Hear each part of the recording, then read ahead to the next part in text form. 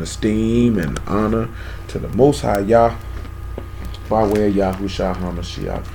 So, John 5:39 says this: Search the scriptures, for in them you think you have eternal life, and they are they which testify of me.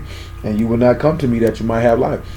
I receive not honor from men, but I know you that you have not the love of Elohim in you. I come in my Father's name, and you receive me not. If another shall come in his own name, him you will receive. How can ye believe which receive honor one of another, and seek not the honor that come from Elohim only? Do not think that I will accuse you to the Father. There is one that accuse you, even Moses, in whom ye trust. For had you believed Moses, you would have believed me, for he wrote of me. But if you believe not his writings, how shall you believe my words? Let's go over here to 2 Kings chapter 10, I want to say. 2 Kings chapter 10, it actually might be chapter 9. 2 Kings 9, did we look at 2 Kings 9? Hold on 1 second, y'all. I had meant to do this already.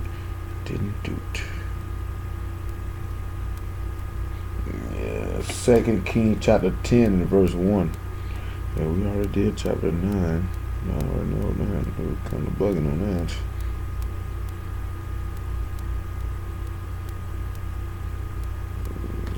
Yep.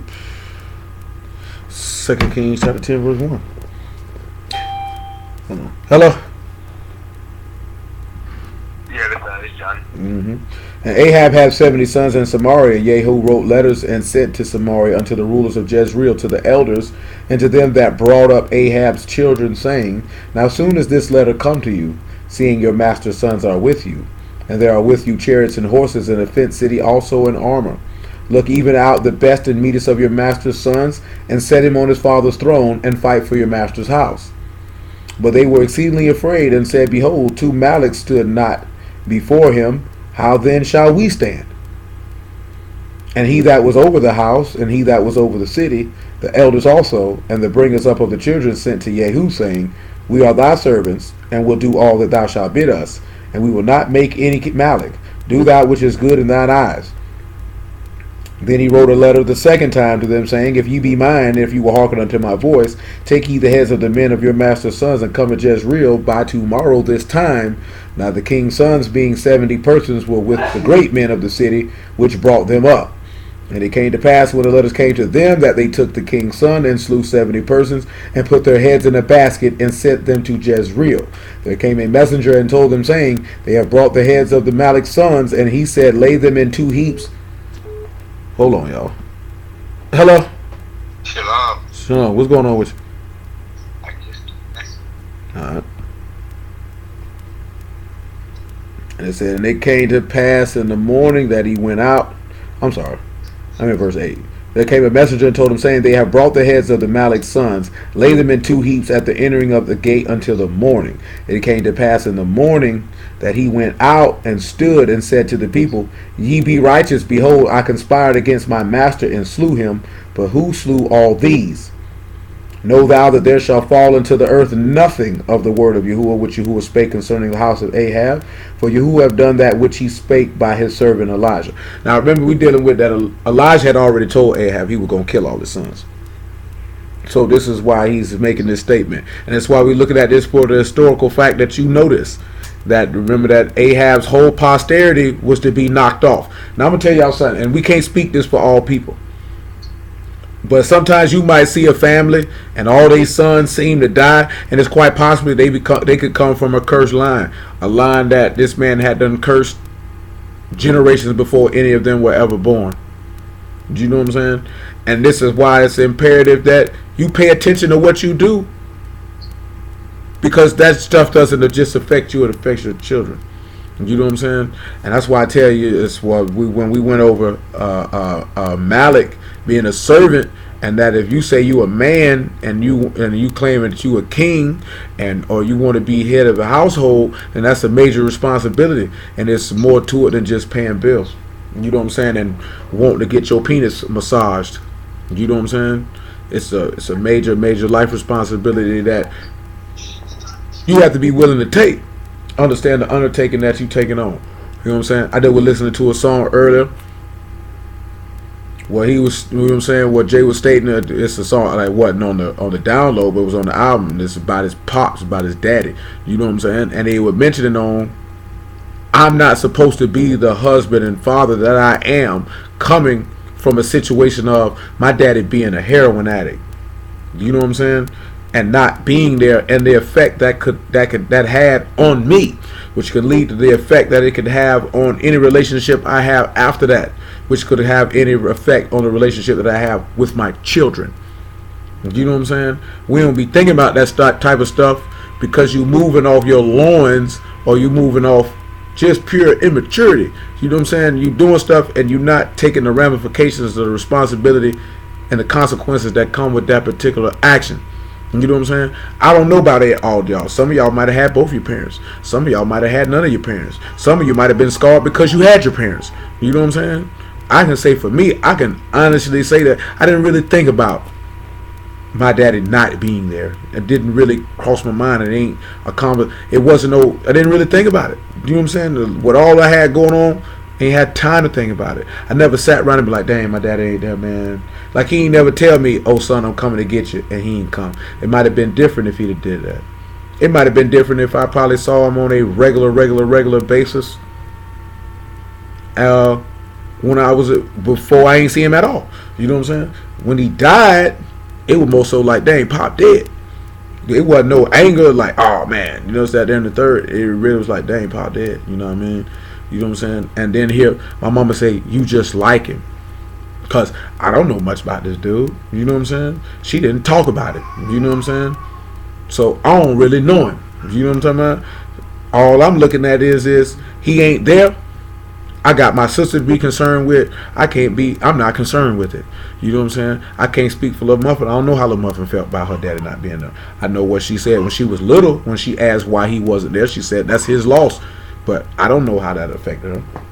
She had to speak for herself on that. I don't know how some of y'all might have been affected by your daddy not being there, or your mama not being there, or your mother or daddy being there based on what type of parent they were. You know what I'm saying? But with Ahab's kids were scarred because of the type of parent he was, because he taught them idolatry. They were scarred because of the type of parent their mother was, because she taught them idolatry. So she taught them to go against Yah. See, let's look at Deuteronomy chapter 7 and the point of not just dealing with, and 2 Corinthians chapter 6, just to look at it in a different aspect of what we're talking about. Because, of course, it's mentioning who you marry, and we'll probably look at Nehemiah, but it also can deal with what those children can be taught and what you setting them up for. You know what I'm saying? And we don't think about those type of things, man. That's why our people in the spot that they in. Because you think about, I like him, I like her, she's pretty, he's handsome. Oh, I wonder how good he is in bed. I wonder how good she is in bed. You're not thinking about none of this type of stuff that's going to come later on, how that's going to affect your children. You know what I'm saying? This is why people end up and they co-parenting with somebody they don't want to co-parent with. Because to be a parent, that's a full-time job. That's not just the woman's job. That's the man's job too. You got to be willing to do all the stuff that's contained into it. And everybody's not. You know what I'm saying? Deuteronomy 7:1.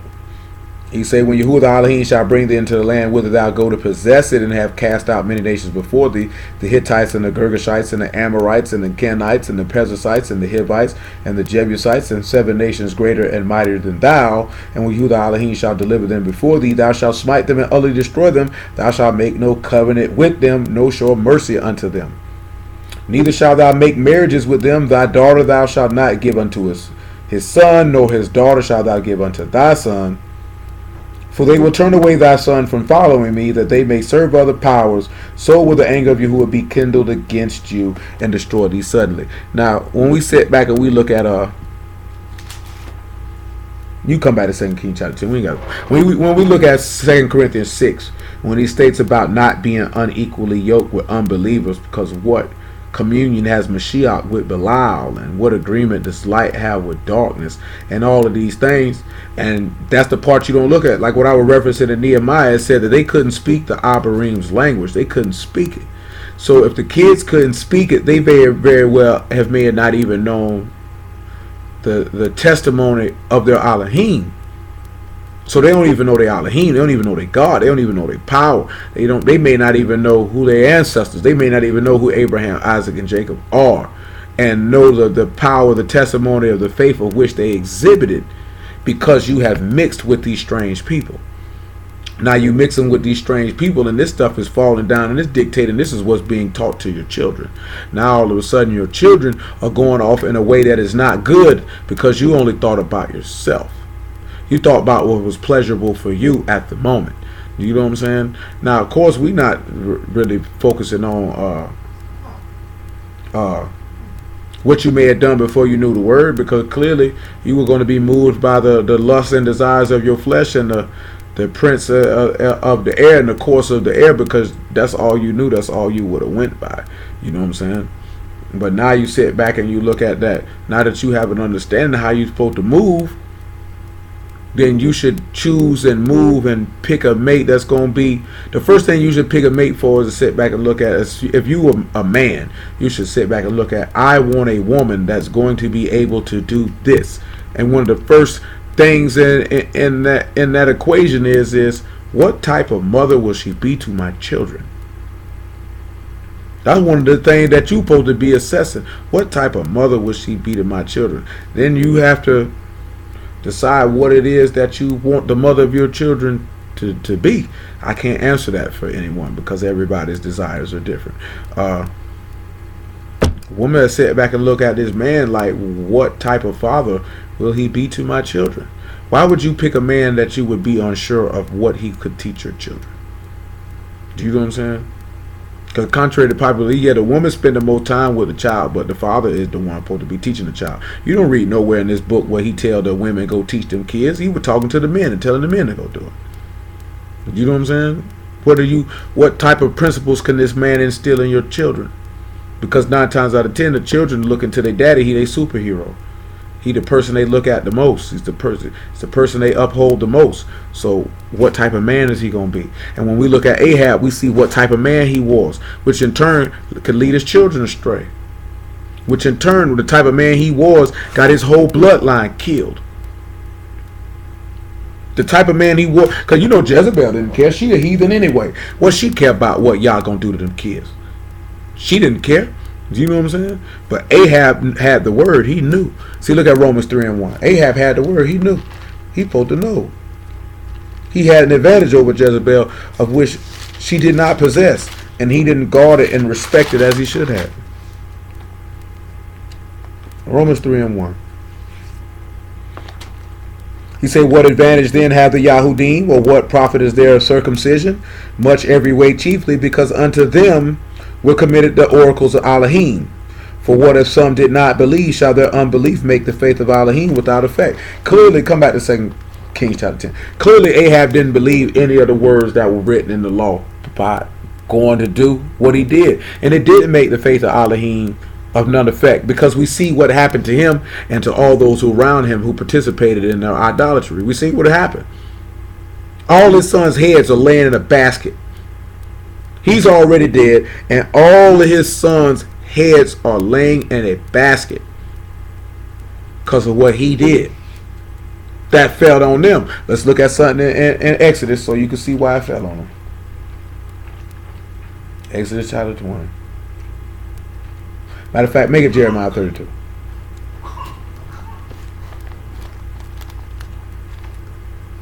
It said the same thing, but it said in a different fashion. I gotta make sure that's the right one.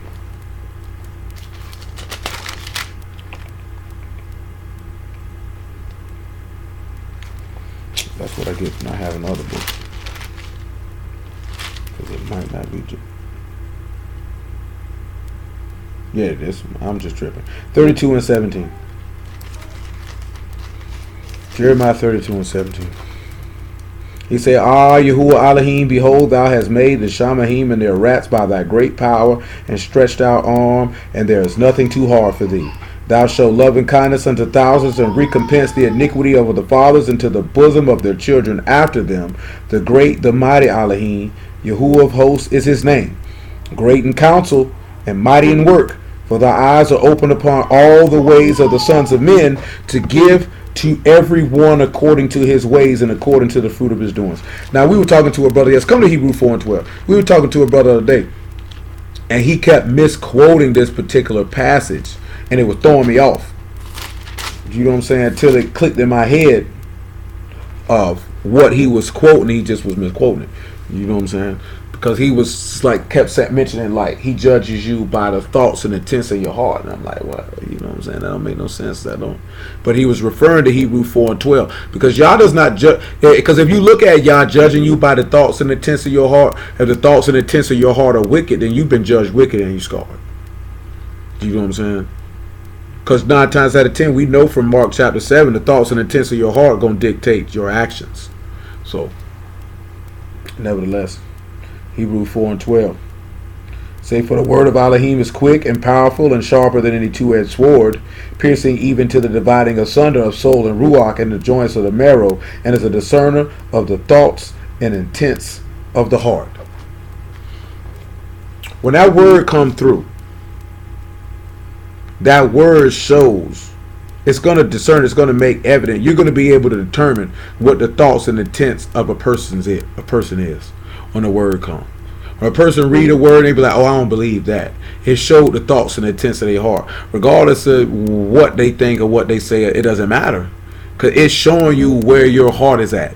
Every time that word was brought out and how the people reacted, it showed forth what type of heart that they had. You could be able to see it. It would make manifest. Whether it brought joy to them, whether it brought anger to them, whether it brought unbelief, whether it brought contempt, you could see. You could see. Because a lot of people don't really, it's going to cause that separation. It's going to cause that split. See, come over here to Luke chapter 2, matter of fact. And it's going to cause that separation. You either going to separate yourself from the flesh and walk in the ruach and live, or you're going to stay in the flesh and perish.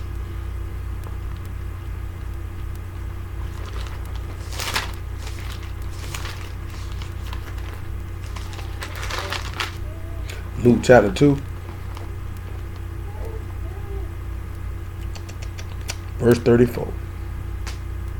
Matter of fact, make it 25. And behold, there was a man in Yerushalyim whose name was Simon.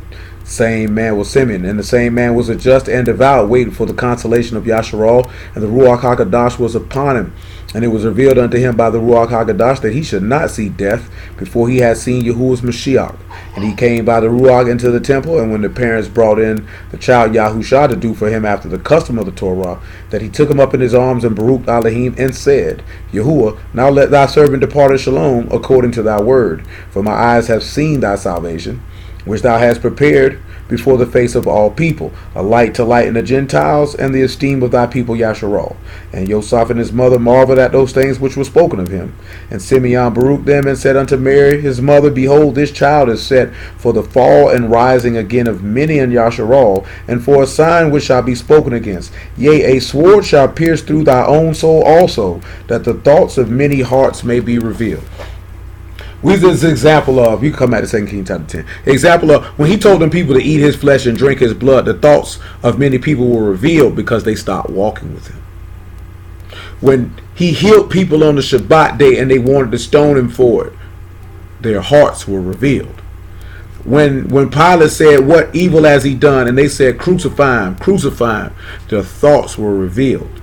Every time the word comes, it reveals what's really in your heart. It's going to reveal it. See, some people are better at covering it up than others. But those who pay attention, you can see. Because everybody don't really love the word like that. I give you an example. I was talking about this today because, like I told y'all before, like, you got brothers who are insinuating or making it seem that you sinning for eating meat. Okay, but boom, when you show, well, okay, Yah told the priest to eat all these sacrifices. So you mean to tell me that Yah would purposely have these men commit a sin? If it was wrong, he's going to have them do this. And then they be quiet. And it's really show the thoughts and intents of their heart, because you really want people to do what you want. You don't really have a word for the love of Yah. You have a love for what you feel is right. And what you want people to do versus what Yah said is lawful to do. And you have to be able to discern and to know the difference. You know what I'm saying? Because that's what we're going to look at a little bit tomorrow, or Yah willing on tomorrow, It's the example that Yah set in place is forth as him teaching his son. And that's the example you look at when it comes to teaching your children. You know what I'm saying? You have to look at those type of things. Yeah, come on, Muffin. Come on, Muffin. You already know she was escaped where she was going. Night, night.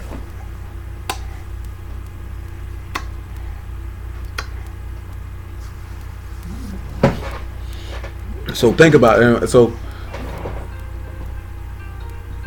yes, the sacrifices were meat, and pretty much every instance, every animal, every oxen, pigeon, except because they weren't eating no turtle doves. Every lamb, the priests ate it because that was their portion. Matter of fact, we could look at that right now in Numbers 18.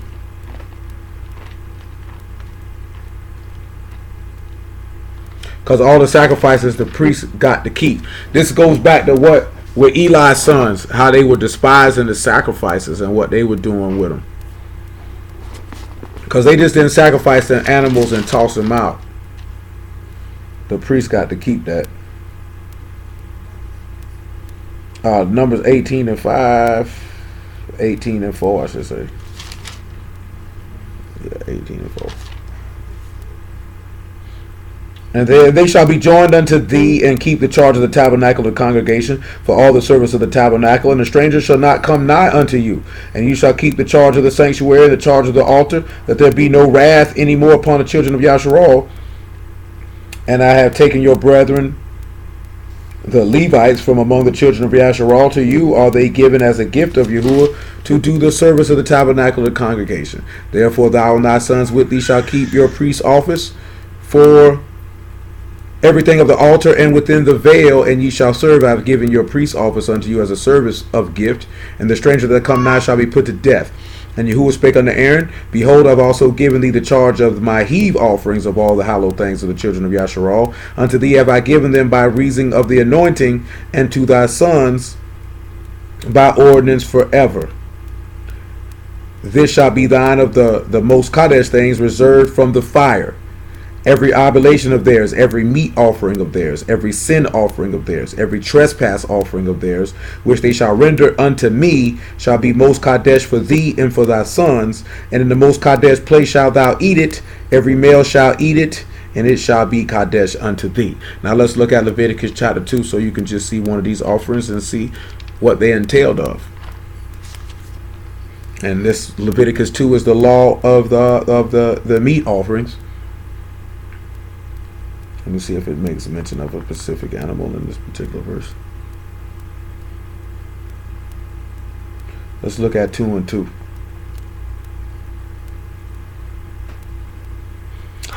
And it says, and he shall bring it to Aaron's sons the priest, and he shall take thereof out of his handful. Matter of fact, we back that up to chapter 1 to give us the burnt offerings and the animals specifically. Because we want the animals. They don't really mention the animals in 1 and 10 in chapter 2 like that. Well, we could look at 1 and 2. So you can see that this is an animal in which different type of animals are mentioned. Speak unto the children of Yasharal and say unto them, if any man of you bring an offering unto Yahuwah, you shall bring your offering of the cattle, even of the herd and of the flock. And if his offering be a burnt sacrifice of the herd, let him offer a male without blemish, and he shall offer it of his own voluntary will at the door of the tabernacle of the congregation before Yahuwah. Hello? Hello? Yes, yes. All right. He shall put his hand upon the head of the burnt offering, and it shall be accepted for him to make atonement for him. Now drop to verse 10. And if his offering be of the flocks, namely of the sheep or of the goats, for a burnt sacrifice, he shall bring it, a male without blemish, and he shall kill it on the side of the altar northward before Yahuwah, and the priest and Aaron's son shall sprinkle his blood round about. So on, and then drop down to verse 14. And if his burnt sacrifice for his offering to Yahuwah be of fowls, then thou shalt bring his offering of turtle doves or of young pigeons. And the priest shall bring it unto the altar and wring off his head and burn it. I don't know why I think about turtle. I think about real turtles, but you can eat that bird and burn it on the altar. And the blood thereof shall be wrung out at the side of the altar. And he shall pluck away his crop with his feathers and cast it beside the altar on the east part and by the place of the ashes. So you seen goats, you seen lambs, you seen birds, and you seen cattle. And these men got to eat all of those. That was for them. They got to eat it. You know what I'm saying? That's what it was for. They just didn't offer these animals and then just toss it away and then just a bunch of dead animals. They ate that. Well, in fact, we'll look at 1 Samuel chapter 2 so you can see that.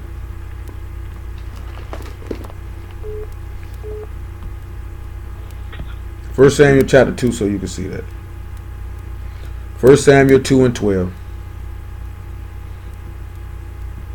Still holds 2 Kings chapter 10. Now, Eli's sons are wicked, as you about to see. Now, the sons of Eli were sons of Belial. They knew not Yahuwah. And the priest's custom with the people was that when any man offered sacrifice, the priest's servants came with the flesh, while the flesh, was seething with the flesh hook and the 3 teeth in his hand. And he struck it into the pan or the kettle or cauldron or pot, and all that the flesh hook brought up, the priest took for himself. So they did in Shiloh until all Yasharal that came hither. And also before they burnt the fat, and the priest servants came and said to the man that sacrificed, give flesh to roast for the priest, for he will not have saddened flesh of thee, but raw. So it's showing you that they ate meat and Yah ordained for them to eat meat. So if somebody tell you that you can't do that, or it's a sin, or it's not right, then why? Your question is, well, why does it say in the Torah that flesh is lawful to eat for the priest? Why would he tell them to eat something that ain't good? That's retarded. See, people be knowing that y'all don't know this type of stuff. That's why they throw that at you like that. But y'all set that up to give them to eat this flesh. Dudes don't even know. Well, we had vegan diets before the flood. Well, nigga, that's before the flood, nigga. You're after the flood. What you worry about what was going on before the flood, man? That ain't got nothing to do with you. That has nothing to do with you. You trying to exist in a time that has nothing to do with you. The reason why I say that is what did Peter say? He said, those of us according to his promise look for a new Shamahim and a new Aras, a new heaven and a new earth. If you're according to his promise, you're not looking at what was going on before his promise was even made. You know what I'm saying? Prove what? It is. It's in Genesis. Yeah, that's not hard to prove. Yeah, that's not hard to prove. Why the nigga brought up a lamb and sacrifice? He brought up a lamb to sacrifice, but he hadn't given them flesh to eat till Genesis chapter 9. Yeah, that ain't hard. Yeah, I mean they do that. But my whole point is this here: it doesn't matter if it was a vegan diet or not.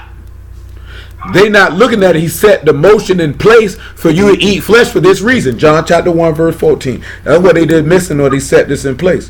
Which praise the Lamb. It works the Ezekiel chapter 4 that I wanted to work in this evening flawlessly. Praise Yah for the word. He worked that flawlessly. Didn't know how I was gonna fit that with that 2 Kings chapter 10. He worked that flawlessly. So praise the Lamb. John chapter 1 verse 14. We'll use verse 11 though, just because I feel like it. John 1 and 11. He came unto his own received him not. Matter of fact, since I said that, for clarity's sake, let's go ahead and look at that. Let me do that for clarity's sake. Genesis chapter 1.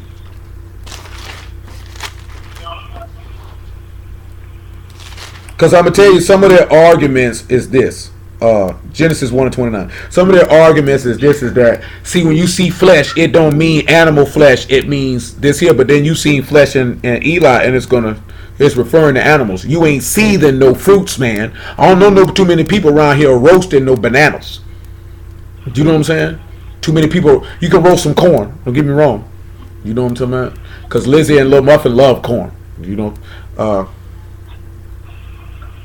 I can't think a lot. I don't know too many people. I don't know if you people roast eggplants or not. Some of y'all can speak to that better than I can. I don't know if people do that. People might roast a little squash. But I know ain't nobody roasting no apples. Unless you putting it in a dish. No, I'm saying unless you putting it in a dish. I don't think nobody just finna grab one apple and roast it. Something wrong with them. That need to be in a dish. I need to be in a dish. I'm not finna put my good apple over no fire with no dish. Just roast an apple. I want to eat my apple right now. I definitely know ain't nobody roasting no raspberries and strawberries because ain't nothing gonna be nothing left. Yeah, you can roast some carrots now. Get me wrong. Yeah, but I can't do this here. You ain't going in no temple roasting no carrots. I could have did this to the house. We ain't need to come and bring this up. Genesis 1:29. He said, Elohim said, behold, I've given you every herb bearing seed which is upon the face of all the rats, and every tree in which is the fruit of the tree yielding seed to you, it shall be for meat. That's my apology. That's what they saying meat is. When he say meat, he ain't talking about meat. But that would be the argument. And he said, every beast of the earth and every fowl of the air and to everything that creep upon the earth where therein is life, I have given every green herb for meat, and it was so. So let's come over here to Genesis chapter 9. So this is what they used to say, see, we had a vegan diet before the flood. We know Genesis 9, the flood has occurred. Just letting you know what their argument is. Genesis chapter 9. What did verse say?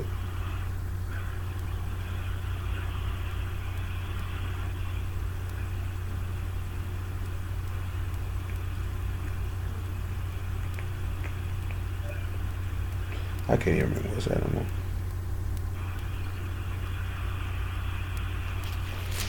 Make sure it's in Genesis 9 because it could be in Genesis 8.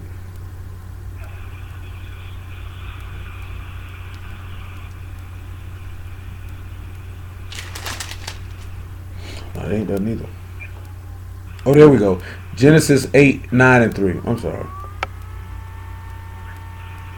9 and 3. Well, we'll look at 9 and 1. Elohim Baruch Noah and his sons, and said unto them, be fruitful and multiply, replenish their rats. And the fear of you and the dread of you shall be upon every beast of the earth, and upon every fowl of the air, and upon all that move upon the earth, and upon all the fishes of the sea. Into your hand are they delivered. Every moving thing that live shall be meat for you, even as the green herb have I given you all things. But the flesh with the life thereof, which is the blood thereof, shall you not eat. So see right here, see, he say he give you every living thing that move, and now you have meat in your diet. But they say, see, then what they try to say, see, they lived longer before you ate meat, not knowing that people's lives were cut down because of sin, not because of their diet. You know what I'm saying? People say this here, when is meat ever healed? I seen a lady today say, you can't say you're smarter than her if you eat meat because she doesn't. She said, because you don't eat meat, she's smarter than you. I said, that's got to be the dumbest thing I ever heard. I seen a lady say she more spiritual because she vegan. That means nothing. You know what I'm saying? You not eating meat doesn't make you more spiritual than the next person. See, you're dead because you eat dead flesh. You're dead because you sin. We did that last week. The soul that sin, it shall die. You dead because you sin, not because of what you eat. You know what I'm saying?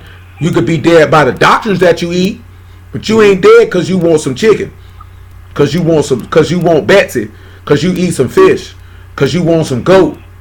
Do you know what I'm saying? And I told y'all this before, it would be better served for you to say, I wouldn't buy meat in mass production. I seen a dude say, these people say, we got high blood pressure and diabetes because we eat meat. If we didn't eat meat, we wouldn't have these problems. You got these problems because you sin, not because you eat meat.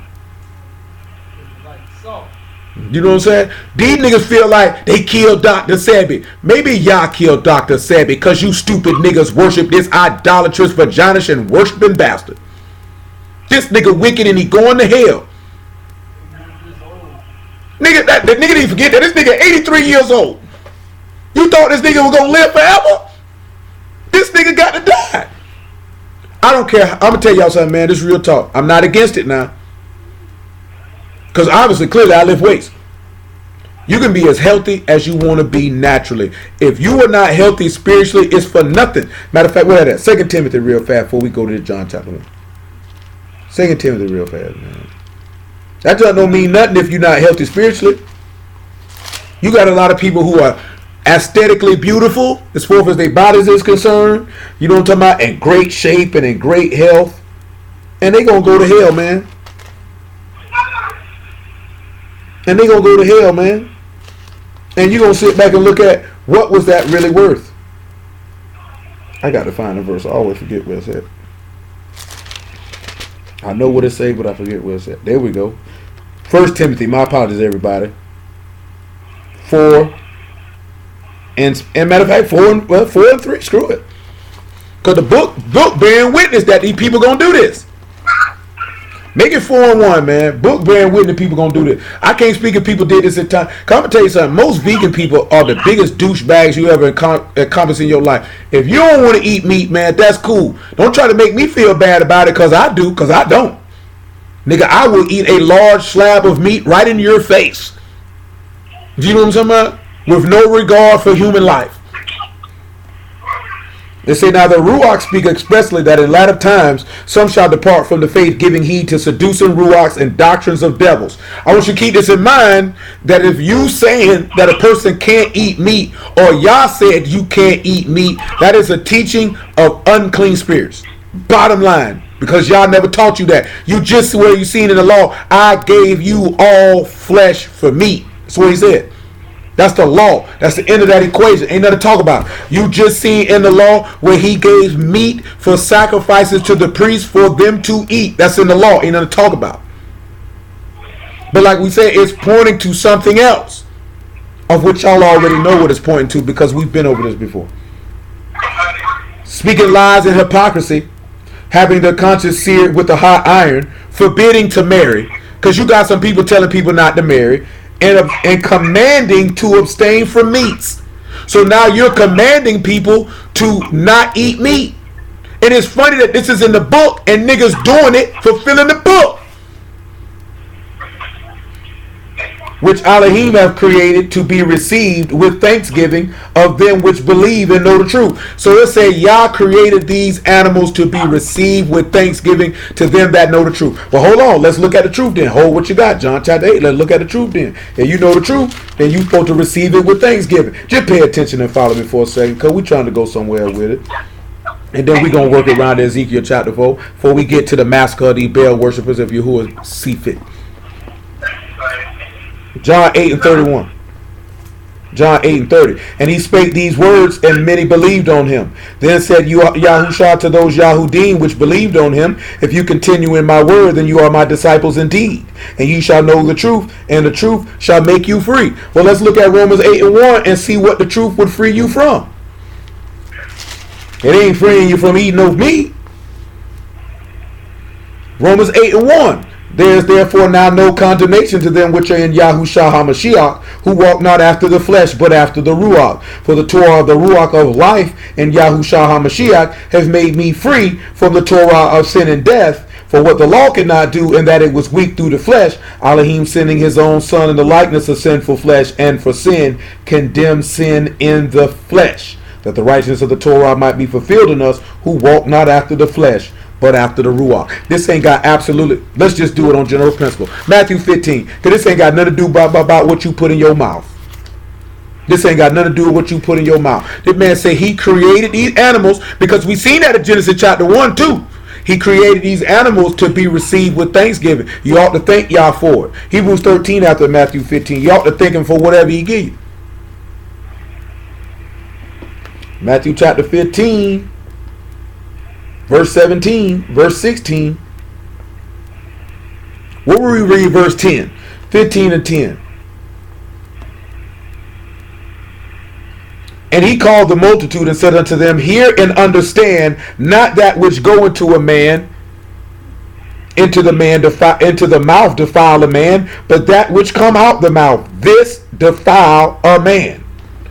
Verse 16. And Yahushua said, are you also yet without understanding? This is because Peter asked him to declare the parable unto him. And some of y'all I done did this more than others. If I feel like you don't really know the word like that, and I ask you something, or you ask me something, and I feel like by reason that you should know, I would be hard on you like that there too, only because I expect more out of you than that. You don't come at people like that when you don't expect nothing out of them. He just came at Peter and said, you don't understand neither? Because I expect them to not understand, but I expect you to. Because I expect more from you than from them because you roll with me. You know what I'm saying? And I was telling somebody this other day, when people are not used to somebody actually expecting them to be at a particular level or expecting greatness from them and not settling for anything less than that. People are not used to that. You're used to somebody expecting you to be mediocre, expecting you to be average, expecting you not to know something, not expecting having any expectations or standards for you as far as your intellect or spiritual capacity is concerned. You know what I'm saying? Not even talking about other stuff in your life, but just your intellect, just your spiritual understanding. You're not even used to nobody expecting. I expect you to know that. I don't expect this person here to just coming in to know that. I expect you to, though. Then we get upset because the person is speaking harshly to you because they disappointed, because they expected more from you than what you was giving them because of where they expected you to be at. That's why some athletes don't like tough and hard coaches, because hard coaches really just expect more out. People only expect something out of somebody who they see something in. You don't expect anything from someone that you don't see anything in. You don't see no potential or ability in. Then you don't expect anything from them. Someone that you can see that there is there. They can't tap into it. You know what I'm saying? So you kick them in their behind to get them to force to see that you are greater than what you see in yourself. But we so used to being coddled and our hands being held and it's okay, baby, and patting you on your butt. You know what I'm saying? That you'll never tap into that because you left in a comfortable state. The only way you could tap into your greatness is to be made uncomfortable. The only way you're going to be able to tap into the Ruach HaElohim is to be made uncomfortable. Mashiach was made uncomfortable in order for him to become the son of Elohim. How y'all going to become the sons and daughters of Elohim if you're never made uncomfortable, or when you get in an uncomfortable situation, you shrink, flee, or fold? That can't happen. You got to stand tall and face it and take it. You'll come out better for it on the other end. Verse 16, and Yahushua said, are ye also without understanding? Do not ye yet understand that whatsoever enter in at the mouth go into the belly and is cast into the drought? All beats for the belly, belly for the meats, but Elohim will destroy it and them. But those things which proceed out of the mouth come forth from the heart, and they defile the man. For out of the heart proceed evil thoughts and murders and adulteries and fornications and thefts and false witness and blasphemies. These are the things which defile a man, but to eat with unwashed hands defile not a man. What you put in your mouth is not the problem. It's what's in your heart, which goes back to the word is a discerner of the thoughts and intents of the heart.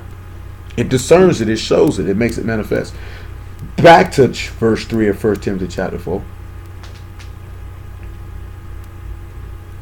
Say, forbidding to marry and commanding to abstain from meats which Elohim have created to be received with thanksgiving of them which believe and know the truth. Hold on, come over here to Romans 14. Yeah, let's go ahead and hit that too while we there. Let's go ahead and hit that too while we there. While we're dealing with the topic, let's go ahead and do it. Romans 14:1. Him that is weak in the faith receive ye, but not to doubtful disputations. Now, let me pull the word up for disputation in the Greek real quick. Like, I don't want that, please, sir. Thank you. Thank you for your cooperation.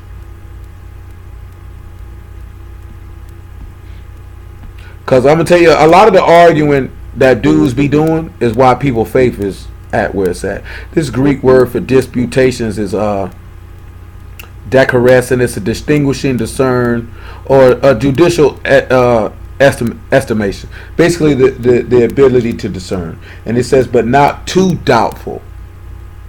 So you don't receive nobody who's doubting or doesn't have the ability. Go over here to James chapter 2. Chapter 1, I should say. He said, anybody that's weak in the faith receive ye, because I was just asked about this the other day. There's a difference in having no faith and weak faith, because we kind of talked about that last week. It's a difference between the two. No faith is no belief in the word, period. Weak faith is there's faith there, but there's doubt resonating. And anything can push them over the edge if that doubt is there. James chapter 1. 1 and 2. My brethren, count it all joy when you fall into diverse temptations, knowing this, that the trying of your faith work patience. But let patience have her perfect work, that you may be perfect and entire, wanting nothing. If any of you lack wisdom, let him ask of Elohim that give to all men liberally and upbraid not, and it shall be given him. But let him ask in faith, nothing wavering. For he that waver is like a wave of the sea driven with the wind and tossed. For let no man think that he shall receive anything of the master. A double-minded man is unstable in all his ways. And a double-minded man is no difference than that mire that is cast in the sea that he talked about in Isaiah. Because there's no shalom to the wicked. A double-minded man is the same way. So when we come back to this Romans 14, that anybody that's weak in the faith, you're supposed to accept him. Remember, he said the strong ought to support the weak. That's why we looked at that man. He said, help me with my faith. Help me thou with my unbelief. That's the thing he told Peter before he sent Peter out. He said, when you are converted, strengthen your brethren. Because you're going to have some of us that are strong and you're going to have some of us that are weak. Those of us that are strong are supposed to support the weak and prop up their faith. You know what I'm saying? Everybody is not going to be that strong in faith. And like I said, you got some people who have no faith. And there's nothing you can do for them. Y'all got to give them that. Someone with weak faith has been given the faith, but they haven't built it on a strong foundation as of yet. So therefore it's shaky. Romans chapter 14. He said, him that is weak in the faith receive ye, but not to doubtful disputations. For one believes that he may eat all things, another who is weak eat herbs. See, and that's what we're looking at. We believe that we can eat all things according to what we read in Genesis 9 and what we read in Leviticus 1 and what we read in 1 Samuel 2 and what we read in Numbers 18. But then you have one, he's looking at somebody who is weak eat herbs. Somebody whose faith ain't really that strong saying, I'm only going to eat herbs, like you read in Genesis chapter 1. He said, let not him that eat despise him that eat not. So this is the point where the dudes who are vegan are turning around. It's like they despising those who eat meat. When Paul is giving the instruction, don't despise those that eat not. Let's come over here to Daniel chapter 1 and see the example. Hold Romans 14 and 1 Timothy chapter 4 and just look at what we're trying to work with. Understand what Daniel had going on when he made the move that he made. Daniel chapter 1, verse 5. And the king appointed them a daily provision of the king's meat. Notice it said of the king's meat, and that's important. And of the wine which he drank, so nourishing them 3 years, that at the end thereof they might stand before the king. Now among these were of the children of Yehuda, Daniel, Hananiah, Mishael, and Azariah, unto whom the prince of the eunuchs gave names. For he gave unto Daniel the name Belshazzar, and to Hananiah of Shadrach, and to Mishael Meshach, and to Azariah Abednego. But Daniel had purposed in his heart that he would not defile himself with the portion of the king's meat. Notice he talking about with the king's meat, not because it was meat, nor with the wine which he drank. Therefore he requested of the prince of the eunuchs that he might not defile himself. Now Elohim had brought Daniel into favor and tender love with the prince of the eunuchs. And the prince of the eunuchs said unto Daniel, I fear my master the king, who have appointed your meat and your drink. For why should he see your faces work liking the children which are of your sort? Then shall you make me endanger my head to the king. Then said Daniel to Belshazzar, whom the prince of the eunuchs had set over Daniel, Hananiah, Mishael, and Azariah, prove thy servants, I beseech thee, 10 days, and let them give us pulse to eat and water to drink. Then let our countenances be looked upon before thee, and the countenance of the children that eat the portion of the king's meat, and as thou see, deal with thy servants. And he consented to them, and in this matter proved them 10 days. And at the end of the 10 days their countenance appeared fairer and fatter than flesh than all the children that did eat the portion of the king's meat. Notice that he said that they didn't come out looking good, we'd go ahead and take it. But let's come over here to Proverbs 23, and let's see why Daniel made this move. Because you're going to see why Daniel made this move. Proverbs 23 and 2. You're going to see why Daniel made this move. Because see, you're going to see here, you're going to actually see Daniel following certain things in the text. We already know from looking at the praying that Daniel followed Psalm 55 and 17 and 1 Kings 8 and 48 by praying towards Yerushalyim and praying 3 times a day. So don't let nobody tell you that they weren't following the book in captivity, because Daniel is following the book. And now you're going to see Daniel follow the book in another place in the 23rd chapter of Proverbs. And we in verse 2. He say, put a knife to thy throat if thou be a man given to appetite. Be not desirous of his dainties, for they are deceitful meat. Labor not to be rich, cease from thy own wisdom, wilt thou set thy eyes upon that which is not? For riches certainly make themselves wings, and they fly away as an eagle toward Shamahim. Eat thou not the bread of him that hath an evil eye, neither desire thou his dainty meats. For as he think in his heart, so is he. Eat and drink, saith he to thee, but his heart is not with thee. You think Daniel ain't know that these people wasn't with us and down with us? You think he didn't know that? Do you not see that this man say, I'm not going to partake in his dainties because they're deceitful meats? I will not partake. So what you see Daniel doing is you see Daniel following the book. Not because a vegan diet was better. Not because clearly Daniel had to be eating meat before he got there. He said he didn't want the king's meat. I didn't want his deceitful meat. I don't want to be a partaker of this. And that's bottom line. That's all it was. But certain people look at that and see Daniel, see he was more spiritual because he was vegan, and that's an incorrect assertion. That's not what it said. It wasn't because it was meat, it's because it was the king's meat, and Daniel knew the book and followed it. You got 3 places of Daniel following not just the things written in the Torah, but the intricate details of the word. This man following things that's in First Malik. This man's following Telahim. This man following Mashal. This man following 1 Kings, Proverbs, and Psalms while you see he in captivity. And a nigga telling you can't keep the book in captivity. Why? Daniel did it. So why you can't do it? You don't do it because you don't want to do it. You know what I'm saying? You see the stuff, you don't believe it, and then that's how you wrap it around your brain and not doing something. I don't believe we got to do that. Is it because you have understanding to show this has been completed in the Mashiach and you seek justification in the flesh versus justification in him? Or is it because you just don't want to do it? That's what it boils down to. Back to Romans 14 though. That's how some people feel like that's how we feel about fringes. Oh, y'all not keeping the law. I don't feel no need to be justified by something that can't save me. I'll take a Mashiach for 200, Alex. I'll take that. You can have that. Wear them fringes so you can remember not to sin. Because clearly you need a reminder not to sin. Instead of hiding his word in your heart that you might not sin against him. You need a reminder. Because don't come at me with no culture, nigga. That ain't what he gave him to you for. He gave him to you so you wouldn't sin. So you will remember not to sin. I don't need no strings at the bottom of my shirt to remember not to sin. I don't need that. You need that, clearly. That's why you got them on.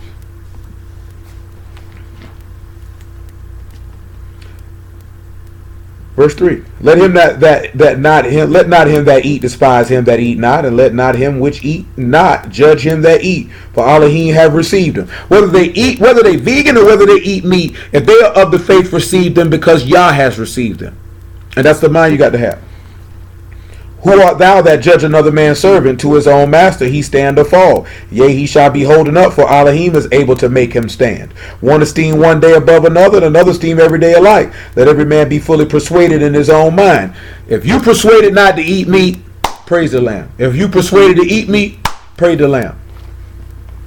He that regard the day regarded unto the master. He that regard not the day to the master. He that doth not regard it. He that eat to the master. For he give Elohim thanks. He that eat not to the master, he eat not, and give Elohim thanks. None of us live unto himself, and none die to himself. Whether we live, we live unto the master, and whether we die unto the master. Wherefore we live, therefore, or die, we are the masters.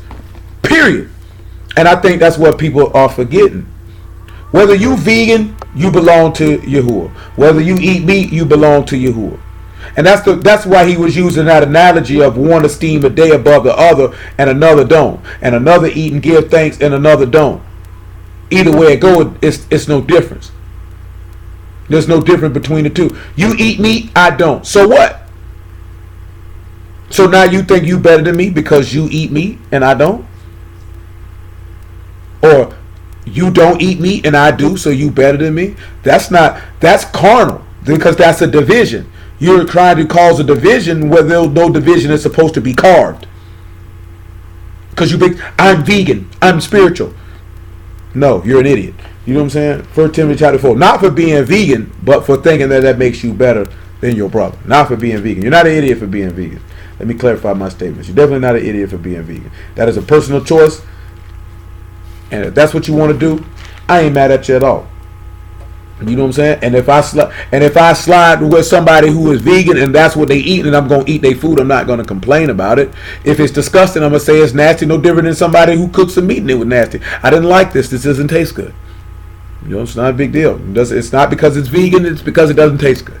You know what I'm saying? I really think I'm going to go somewhere and get me something to eat because I've not been satisfied here. And yeah, I think I'm going to go now. First, Timothy 4:4. For every creature of Elohim is good, nothing to be refused. It is to be received with thanksgiving. For it is sanctified by the word of Elohim and prayer. If thou put the brethren in remembrance of these things, thou shalt be a good minister of Yahushua HaMashiach, nourished up in the words of faith and of good doctrine wherein thou hast attained. But refuse profane and old wise fables, and exercise thyself rather unto godliness. For bodily exercise profit little. Didn't say it didn't profit, say it just profits little. But godliness is profitable unto all things, having promise of the life that now is and that which is to come. So when you exercise or work out godliness, you could be profitable in everything. But when you sit around and you look at bodily exercise, it's only profitable to your health. And that's not profitable for you in everything. Because godliness can cross over into so many different avenues and areas. Hold on, y'all. Hello? Hello? Hello? Oh, who phone you on? I'm on the little trap phone you gave me. Oh man, shoot, I can't. You gonna have to hang your phone up. I ain't got no more room.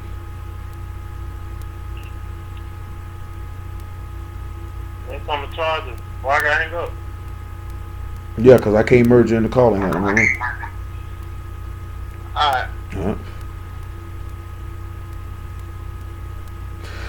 Alright. So yeah.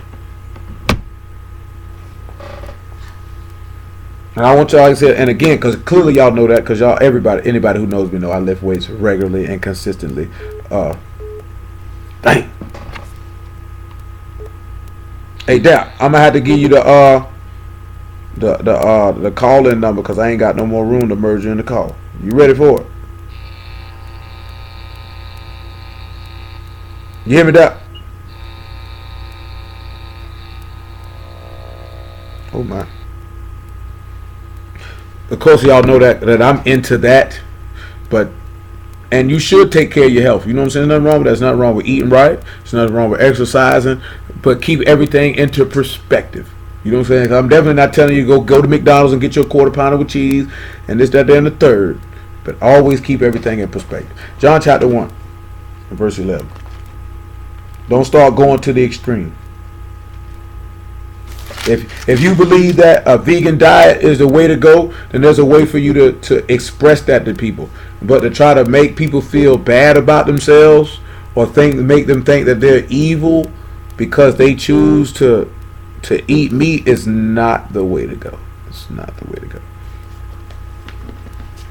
He came unto his own, and his own received him not. But as many as received him, to them gave he power to become the sons of Elohim, even to them that believe on his name, which were born not of the blood, nor the will of flesh, nor the will of man, but of Elohim. And the Word was made flesh, and dwelt among us, and we beheld his esteem, and the esteem as the only begotten of the Father, full of favor and truth. So, let's swing to John chapter 6, and then we swing to Ezekiel chapter 4. So this is the reason of why he coming in and you looking at him placing flesh into to man's diet, so to speak, because he knew what he was going to do with his son and how that was going to roll. Like, dudes overlooked the fact that this man told them to eat lamb's flesh to get out of Mizraim. He told them to cook a lamb.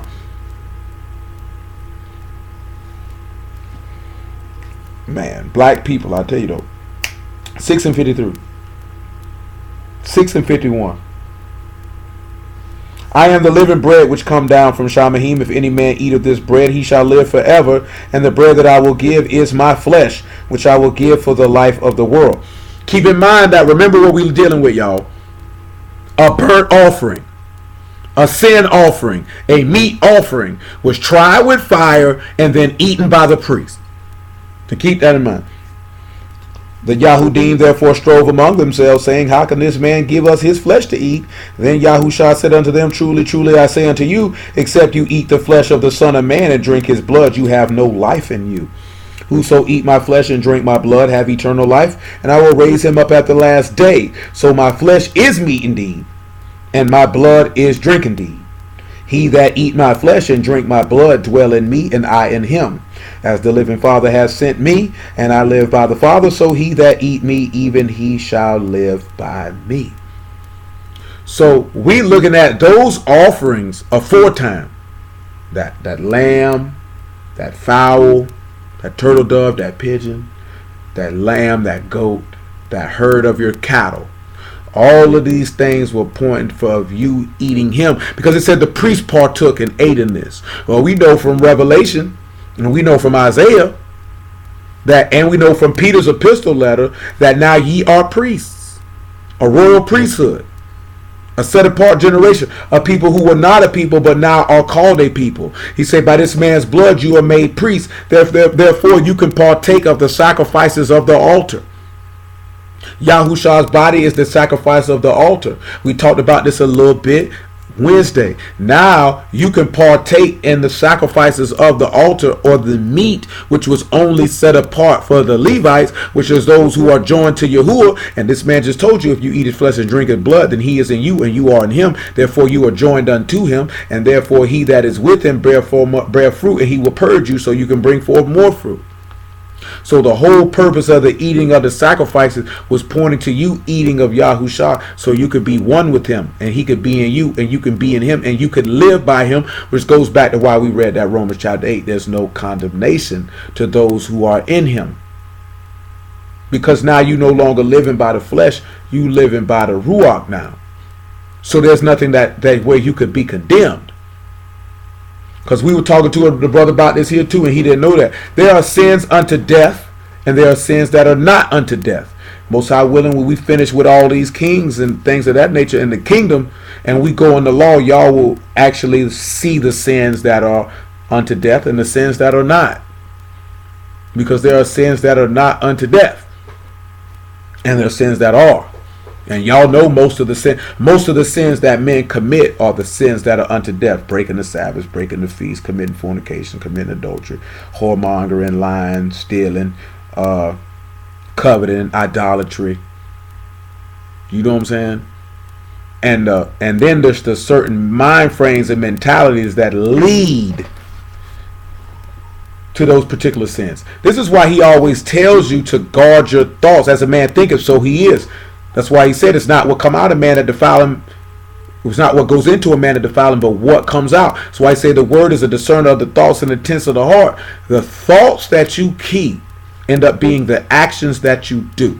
If you don't guard your heart with all diligence, then of course it's going to allow fleshly, carnal, wicked, perverse imaginations to creep into your brain. If you do not push these things down and bring them into the captivity of Mashiach, or to bring these thoughts into bondage and obey the word and walk in the Ruach and not the flesh, then you will commit such acts. Because this is what is in your heart to do. You're still a carnal individual. You seeking to be, we talked about this before, you're looking to be a spiritual individual wrapped in a carnal vessel. This carnal vessel has desires of its own that are contrary to the spirit that resides in the vessel. So you have to keep that carnal vessel into subjection. That's why Paul say, with the flesh I serve the law of sin and death, but with the mind I serve the Torah of Elohim, which is life. You know what I'm saying? So though this vessel that encapsulates my Ruach and my soul serves death, my heart serves life. And you have to keep that in mind. That's why they keep saying you eat flesh, it's dead, it's dead. You know what I'm saying? Man, nigga don't want to hear all that. Then what you eat Mashiach for? Because he dead, you eating that. What you partaking that for, dummy? Don't eat his flesh then, you dummy. Because you vegan, so you can't partake in his body, so he's no effect for you, dummy. Because you ain't going to turn around and say that's meat. They're talking about no fruits and vegetables.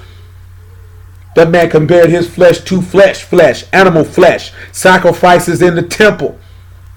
Because when you enter into him, now you entered into the house of Elohim to partake in the sacrifices. Because you're making spiritual sacrifices on the altar of Elohim because you done ate his flesh and drank his blood. Oh, but they can't see that. Ezekiel chapter 4 and verse 1. People get too wise for their own good. I promise they do. Don't get too wise for your own good. Mess up and throw your whole self out to play. 4 and 1 of the book of Ezekiel said, Thou also, son of man, take thee a tile and lay it before thee and portray upon it the city, even Yerushalyim. So when we look at taking a tile, of course you know this is a brick. And he said he wants you to take this brick and he wants you to lay it before and portray. When we look at the word portray, it's kakak. And it is to cut out, to engrave, to cut in or on, inscribe, to trace out, inscribe of the law, or also one who decrees or a lawgiver, or something decreed or to be inscribed. So when he's telling you to take a brick and lay it before thee and inscribe it or cut it before Yerushalayim, listen what he said now, and lay a siege against it and build a fort against it and cast a mount against it and set the camp also against it and set battering rams against it round about. And now this should be getting real clear to you. This should be apparent for y'all who know the word. For somebody who may not be that familiar with the word, it may not be that apparent. That word for siege in this particular verse is matzor, and it's an entrenchment or a rampart or a fortress, a hold, or a tower. Then he told him to build a fort against it. That word for fort is another bulwark or siege wall, and that's dayak. Then he also told him to cast a mount against it and to set the camp against it and battering rams. All this is what's set to be set around Yerushalayim. Same word for fort. I already did that. When we look at set the camp against it, that's an army. It's a machane, an army, a body of people. Now let's hold this and let's go to Luke chapter 21.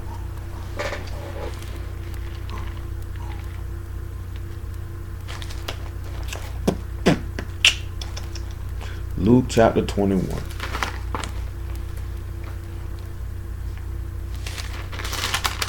Luke chapter 21 and verse 12. Why not? Luke 21 and 12. Luke 21 and 12. But before all these they shall lay their hands on you and persecute you and deliver you up to the synagogues and into prisons, being brought before kings and rulers for my name's sake. And they shall turn to you for a testimony. Settle it therefore in your hearts not to meditate before what you shall answer. For I will give you a mouth and a wisdom of which all your adversaries shall not be able to gainsay nor resist. You shall be betrayed both by parents. I just want you to keep that in mind. You'll be betrayed both by parents and brethren and kinfolk. Notice when he say brethren, this man might not necessarily be talking about your natural brothers and sisters. He could be referring to people who are in the word. And friends. And some of you shall they cause to be put to death, and you shall be hated of all men for my name's sake. But there shall not a hair of your head perish, and your patience possess your souls. And when you shall see Jerusalem compassed with armies, then know that the desolation thereof is nigh. Then let them which are in Yehuda flee to the mountains, and let them which are in the midst of it depart out, and let not them that are in the countries enter thereinto. For these days be the days of vengeance, that all things which are written may be fulfilled. Now, this is a symbol of this particular chapter. You come back to Ezekiel chapter 4. This particular chapter is referring to the literal siege, destruction, and exile or captivity or diaspora of the children of Yasharal coming out of Jerusalem. Literally. Just showing you the master literally telling you what Ezekiel is about to tell you. But also, the master had to be the little physical representation of that siege to show you that they were going into captivity, because he had to suffer it. Now, there's a particular thing in this chapter why we're here in this chapter for a whole nother reason. But we're going to deal with all of it since we're here. And because some of you should know, and you should already know, what that camp or that siege or that bulwark that was set against him, when they came out against him with swords and staves and surrounded him. An army surrounded Yerushalyim, or Yahushua HaMashiach, just like he was telling you those armies were going to surround Jerusalem and destroy it.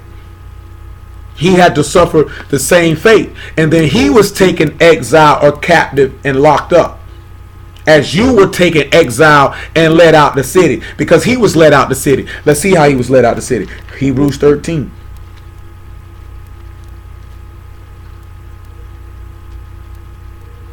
(13 and 10), 13 and 8, matter of fact. Make it 13 and 7. Hebrews 13 and 7.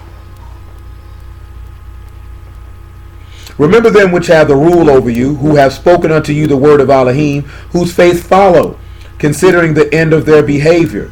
Yahushua HaMashiach, the same yesterday and today and forever. Be not carried about with diverse and strange doctrines, for it is a good thing that the heart be established with favor and not with meats, which have not profited them that have been occupied therein. We have an altar whereof they have no right to eat, which serve the tabernacle. Remember this. Matter of fact, hold on. Pause. 1 Corinthians chapter 9. He said, we have a tabernacle, he said, which these people have no right to eat, which serve the tabernacle. And we already looked at that, and we're going to look at another thing when it pertains to that in 1 Corinthians chapter 9.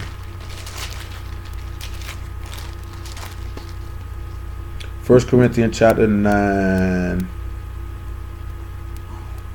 Verse 4, I suppose. Let's screw it. Verse 1. He said, am I not an apostle? Am I not free? Have I not seen Yahushua HaMashiach our master? Are you not my work in the master? If I be not an apostle unto others, yet doubtless I am to you.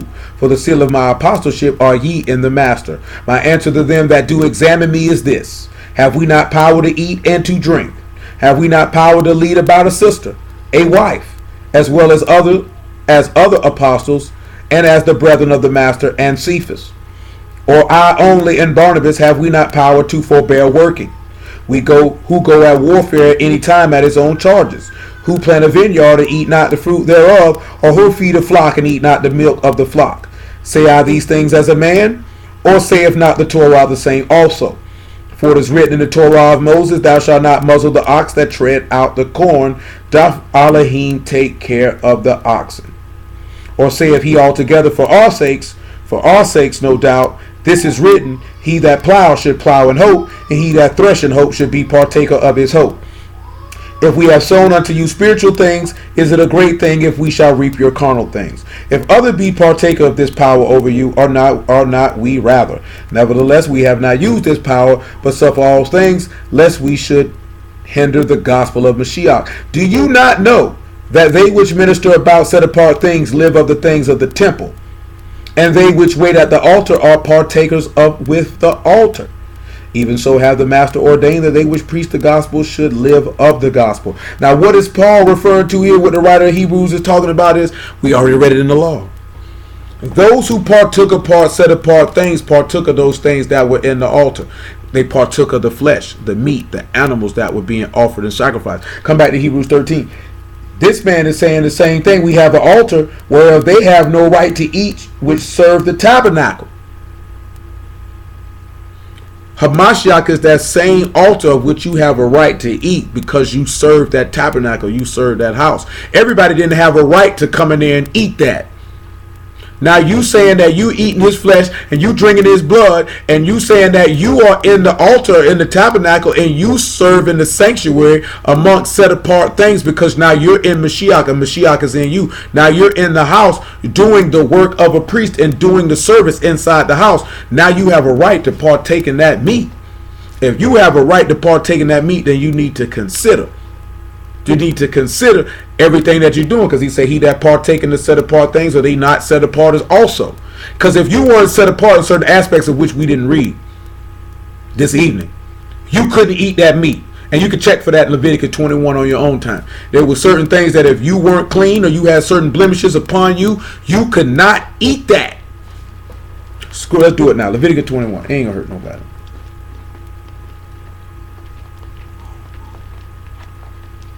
Leviticus 21.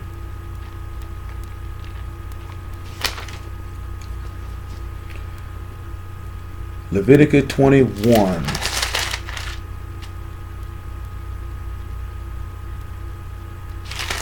Let's look at about verse 5, I suppose. Well, verse 6.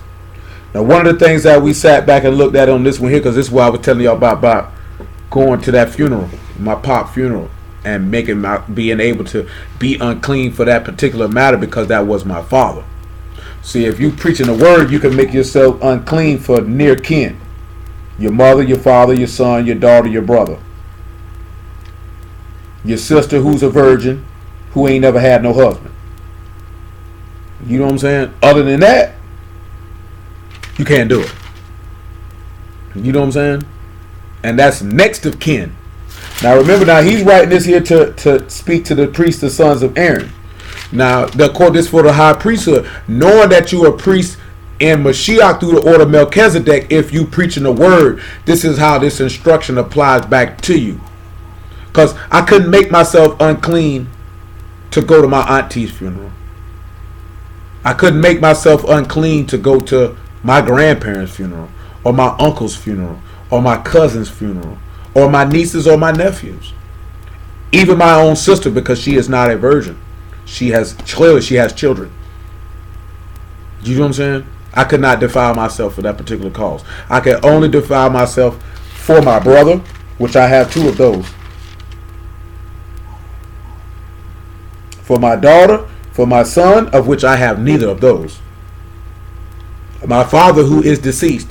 So the only person that I could defile myself for is my 2 older brothers or my mother at this particular time. I couldn't do it for nobody else. Not for no dead person. Couldn't do it. You know what I'm saying? I could be absolved only for my 2 brothers and my mama could I defile myself for to go to their funeral if they died. Anybody else? No. I couldn't do it for none of y'all. That's how serious this man is when it comes to these certain things. And when he's referring to partaking in particular things. Let's look at verse 6 and see why. They shall be set apart unto their Elohim, and not profane the name of their Elohim. For the offerings of Yahuwah made by fire, and the bread of the Elohim they do offer. Therefore they shall be Kadash. Can't do it. Because though you can't go in there and partake in these offerings and you not set apart, you done defiled yourself and you unclean, don't have a right to partake in those things that are laid at the altar. That's how serious this man is. That's how serious this man is. This man didn't even say you could defile yourself for your wife. Go back and look at it. He didn't even mention a man's wife. He said you couldn't even mention a man's wife. I want you to pay attention to that. That's how serious this man about getting that work done. That man don't really care nothing about what you got going on in your personal life when it comes down to this work. Then what he said, for his kin that is near to him, his mother, his father, his son, his daughter, his brother, his sister, if he was a virgin, if she is a virgin, he shall not defile himself, being a chief man among his people, to profane himself. He can't do it. And I'm mentioning that there, and we probably get into that more when we get into the law, y'all willing, we alive. When it come down to if that man done sent you to do the work, it don't matter what's going on around you in your natural life, the work comes first. That's pretty much what he just told them. You're going to make my name common by defiling yourself and doing this here and putting me to the side till you feel like you want to go do something? No, you got. When Aaron's sons died, he told him, you better not weep for him. You better get up and go something what I sent you to go do. When Samuel was crying because Saul would I said, I don't know what you're weeping for that nigga for. You need to get him to go do what I told you to go do. All that stuff thinking like this here, if you've been sent to do a task in this man, all that stuff that's going around, that's why he say he that war can't entangle himself with the cares and affairs of his life. It sounds really harsh, but who is your Elohim and who do you put first? That's why he say he got to hate father, mother, sister, brother, wives. All that. He got to come first. He got to come first. That's a hard pill for somebody to swallow. I ain't got time to mourn for my daddy, for my mama, for my wife, for my children. No. Go do this work. That's what you got to go do. You better have that mind that Job had. Y'all giveth and y'all taketh away. It's harsh, but that's what it is, though. That's what it is, though. Can't say you can't be sad. I'm talking about if you got to go do the work. If you ain't got to go do the work, then that doesn't apply to you. Mourn as long as you need. But you think that the word gonna be stopped preaching because my daddy died and my mama died? You think that got to stop? Because I said I ain't got no kids. If I had children and they died, you think, oh, I'm gonna take a couple weeks off, man. My son died. Ain't taking no weeks off.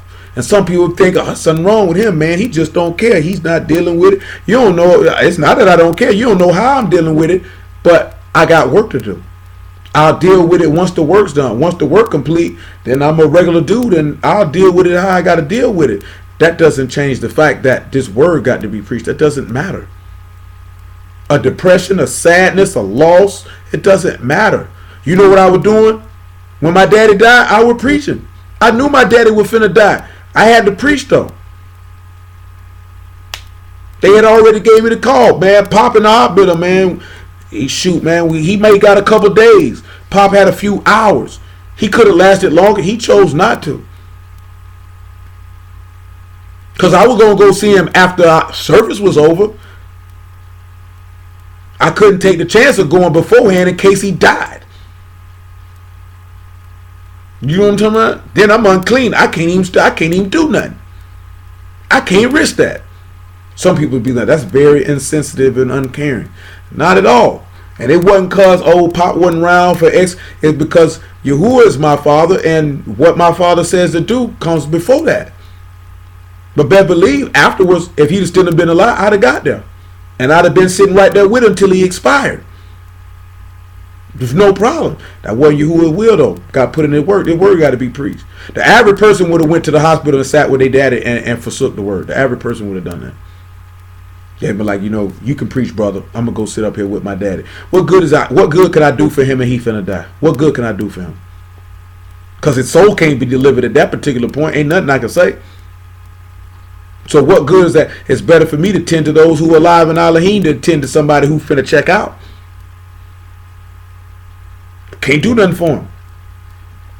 It's what it is. 13 and 11 though. It'd be no different if my mama in the word. She walk in it. She deal with it. Could give her a little comfort. You know what I'm saying? This is a different scenario. But if it came down to, they like, yeah, man, your mama such and such, and the word got to be dropped. We go pray Yahuwah keep her alive till it's over with, because I'm going to go do what he's telling me to go do. At that point, if I don't do that, I put her before him, and I ought to go to hell for that. Some people may agree with it. Some people may not. I don't really personally care. I'm going to do what this book say do. For the bodies of those beasts whose blood is brought into the sanctuary by the high priest for sin are burnt without the camp. Wherefore Yahushua also, that he might sanctify the people with his own blood, suffered without the gate. Let us go forth unto him without the camp, bearing his reproach. And that's what you sit back when you're looking at this siege and him being taken outside of Yerushalyim, because we got to bear this reproach. Let's look in 2 Chronicles chapter 7 and see what this reproach we bearing. It always going to come down to one particular thing, man. How dedicated are you to Yah? And that's going to dictate what you're going to do and what you're not going to do. 7 and 19. 2 Chronicles 7 and 19. Cause please don't take that is that I didn't love my dad. Shoot, yeah, I love my dad. I wouldn't, on a natural level, I wouldn't be here without him. You know what I'm saying? I love my mama. Shoot, you know what I'm saying? If I had children, I'd probably, I'd love them too, but I ain't putting them before y'all though. Ain't gonna do it. He's not gonna do it. You know what I'm saying? Definitely wouldn't put a woman before him. It's just not gonna do it. It's not gonna do it. You know what I'm saying? If it come down, and a lot of people, that's a hard pill to swallow, especially for most women, because most women feel like they ought to come first in everything. You know what I'm saying? And they usually move to see, will that man put her before y'all? Well, them boys out there shooting.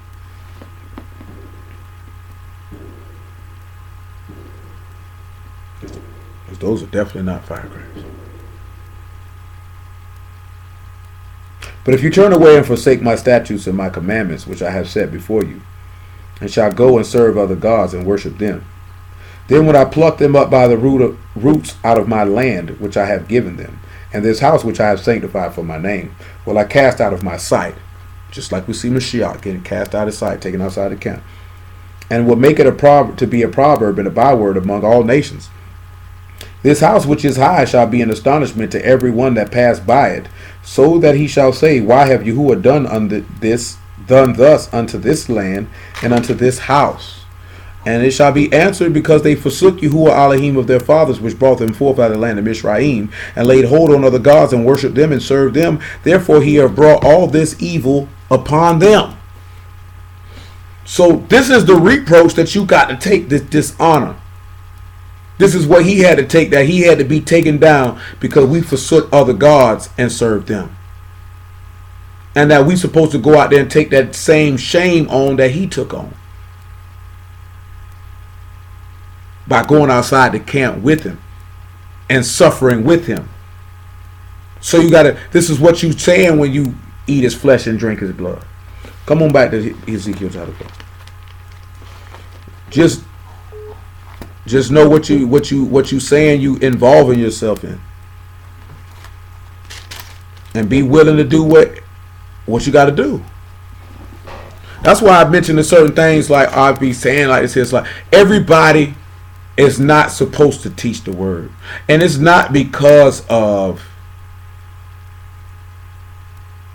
somebody's skill level or ability to do so. Everybody is not willing to live set apart, and everybody is not willing to not compromise what is written, and everybody is not willing to do the work at all costs and at the loss of everything. Because like Peter said, we forsook all and follow you. What shall we have? Everybody is not willing to do that. Everybody's not willing to say, I'm going to put the ministry before my wife. If my wife is in labor and I got to preach, what you think I'm going to do? I can't be there with her because my service to Elohim trumped that. You know what I'm saying? The average woman say, ain't no way in the world. You got to be there in the hospital with me. And in under normal circumstances, I would be. But in that circumstance, I will not be. I won't be there. Because I got to be here.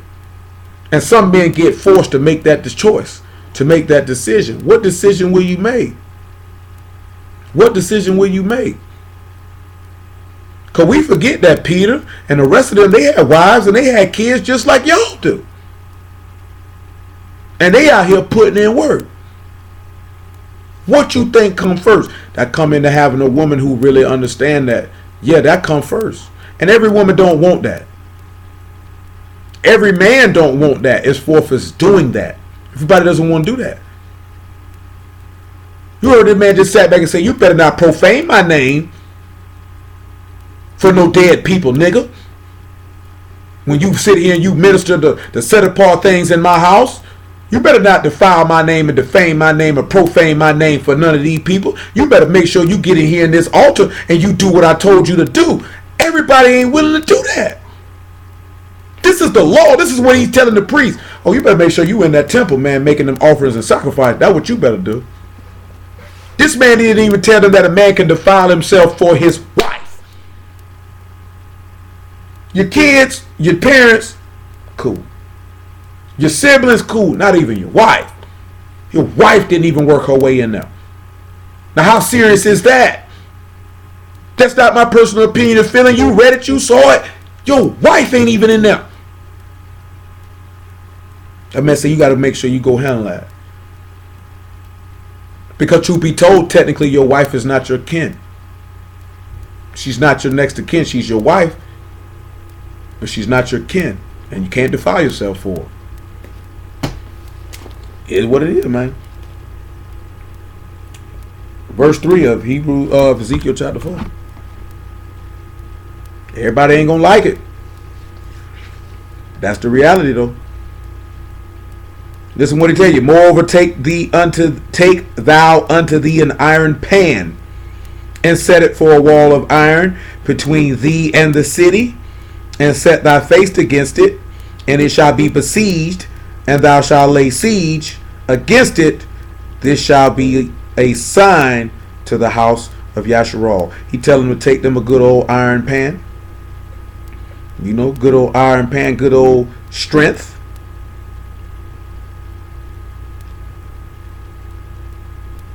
I just didn't pronounce the word for y'all. Yo, it's like Barzel or something of that nature.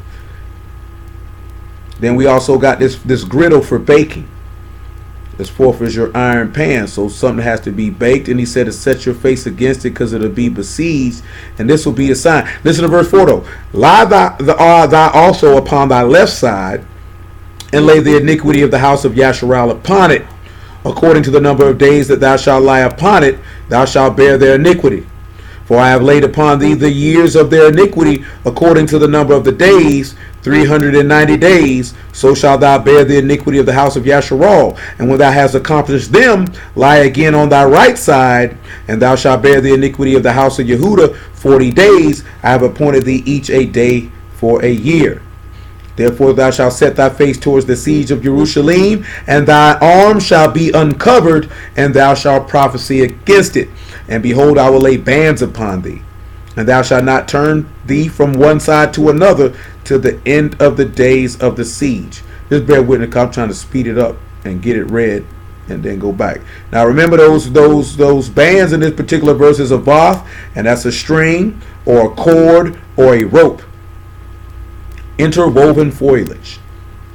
And behold, in verse 9, he said, and take they also unto thee wheat and barley and beans and lentils and millet and fitches, and put them in one vessel, and make thee bread thereof, according to the number of the days that thou shalt lay upon thy side. 390 days shalt thou eat thereof. And if y'all did not know that, if you did not know this, there is a cereal and a bread called Ezekiel 4 and 9 that's literally sold in stores. It's real product made with the exact things that are mentioned in this chapter.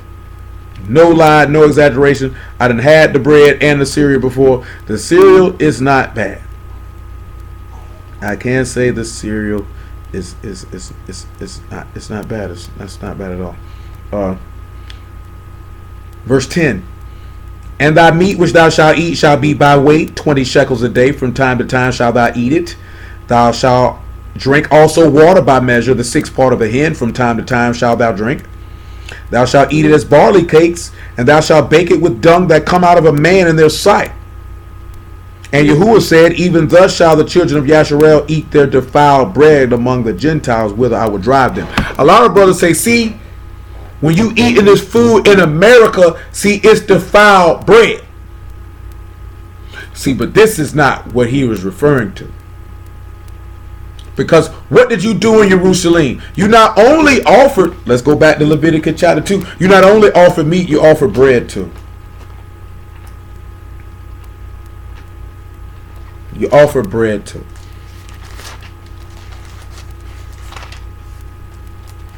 Leviticus chapter 2.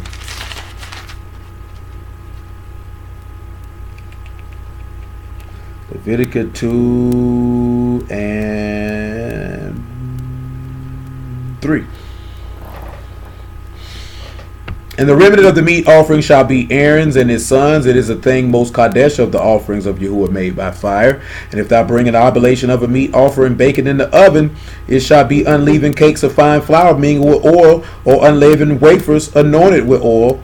And if the oblation be a meat offering baken in a pan, it shall be a fine flour unleavened mingled with oil.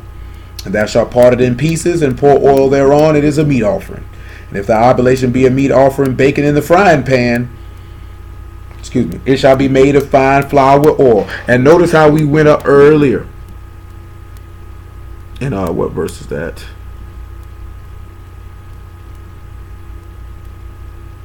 In verse 3. Where he told you about that wall of iron for the city and how it would be besieged, or that strength, and that you frying this in the frying pan. That's why we read what we read in Luke 21, where he told you not to meditate what you would say in your heart, and that not one hair of your head will fall. Because in the midst of being in that frying pan or in that fire, in that affliction, you have to be able to stand firm, because this is a sign. That was a sign under Yasharal that this man had a defense while he was standing in front of the people while he was being besieged. They were supposed to remember Ezekiel chapter 4, but they did not, because they understood it not. So when Yerushalyim got encompassed around, they supposed to actually thought about Hamashiach when that happened, if they understood the scriptures at the time. Those who did it. But now we come back to Ezekiel 4:4, and you see that he told him to lie on his side for the iniquity of the house of Yasharal for 390 days, and he told him to lie on his side for the house of Yehuda for 40 days. And we will focus on him lying on his side with the house of Yehuda for 40 days. But notice that he told them to lay on his side for both of them for their iniquity, that he had to bear it or carry it. We'll look at that word for bear. And remember what we looked at the beginning of this chapter. That word for bear is simply, again, nasa, that's to lift up or to carry or to take or to support or to sustain. Remember when we looked at portray upon it by taking that brick, and that brick had to be inscribed. He told him to take a brick and engrave on it. Y'all know what he said in Isaiah 49. He said, look at my hands. You're engraving upon the palms of my hands. So when we look at him eating this defiled bread amongst the Gentiles, we got to look at how is this bread defiled. And we will see in a moment how this bread is defiled. He told him to drink a little bit of water while he did it. And he told him to lay on his side for 40 days for the house of Yehuda. Let's look and see why. Because we went through this before when I told to do the particular thing. We'll run the quick version down because we're running up on 11 o'clock. We know from 1 Kings chapter 11 that he said that he would leave a light always in Yerushalyim for David his servant's sake. We also looked at in Zechariah chapter 12, he said he had to save the tents of Yehuda first. We already seen he said he came unto his own and his own received him not. Hamashiach is from the tribe of Yehuda. He came unto his own people. Now let's swing to John chapter 10 verse 16, and we can look at John 10 and 16 in a different fashion than how we looked at it before. Because it doesn't say which side he got hit in his side on, but notice he said he got to lie on his side to bear each house. He has to do this to bear each house. He's got to bear the sins of each house. Which makes sense now when you look at Jeremiah 31, or where it's referenced in Hebrews 8 about he made a new covenant with the house of Yasharal and with the house of Yehuda. Because him bearing on the side for 390 days, one is because the iniquity of Yasharal was longer than Yehuda's. They left first. Remember what it said in Hosea, it said Yehuda was faithful amongst the Kadeshim, so he ruled with Elohim because he was found faithful. Yehuda, as we done seen with these kings, there were more righteous kings of Yehuda than there was of Yasharal because there was none. By product, all you needed was one. 10 and 16, 10 and 15, 10 and 14 actually. I am the good shepherd and know my sheep and have known of mine. As the Father know me, even so know I the Father, and I lay down my life for the sheep. And other sheep I have which are not of this fold. Them also I must bring, and they shall hear my voice, and there shall be one fold and one shepherd. Therefore doth my Father love me, because I lay down my life, that I might take it again. No man take it from me. I lay it down of myself. I have power to lay it down, and I have power to take it again. This commandment have I received of my Father. Notice he said there's another that I got to bring in, because Yasharal was not there. So when you look at the time period of where he's doing his preaching, you see him really bearing the iniquity of the house of Yasharal at that point. But when you see him get up there on that stake, we're going to see something totally different, because he's got to bear the iniquity of them all. We know what John chapter 12 says. He said, when Son of Man be lifted up, all men will be drawn unto him. As Moses lifted up the serpent in the wilderness, so must the Son of Man be lifted up. He came to bury or carry those sins on our... Because people say, how can a man die for your sins? He didn't die for you to commit adultery. Like, if you commit adultery, you're going to be put to death for your adultery. I don't see how these dudes have this rationale when you knew your ancestors came and offered up a bullock or a lamb or a goat for their iniquity. And the lamb was put to death for it. So you wouldn't be put to death for it. It was a sacrifice for your sin. You know what I'm saying? I don't see how dudes don't understand that. Now, you know this man is bearing the sins of Adam, but he's also bearing the sins of you breaking this covenant. He's bearing that. He has to carry that. Because that's what we've been looking at the whole time. We've been looking at the parallels and the relevance and the parallels of the split of the kingdom. He is bearing the sins that these people, he is bearing the sins of Baasha. He's bearing the sins of Omri. He's bearing the sins of Jeroboam, son of Nebat. He's bearing the sins of Ahab. He's bearing those sins. When you seen those 70 sons' head get dropped in a basket, they were bearing the sins that were committed by the people beforehand. He said, you were not redeemed from the corrupt behavior of your fathers with the blood of bulls and goats and corruptible things like silver and gold from the vain tradition of your fathers, but of the precious blood of the Lamb. Mashiach, a lamb without blemish. Because that's what them 70 sons were offered up, is because of the sacrifices of those who came before them. Your father, Ahab, your generation. Yahushua is being offered up because of the sins of your forefathers. Your forefathers broke the covenant, therefore he had to be offered for it.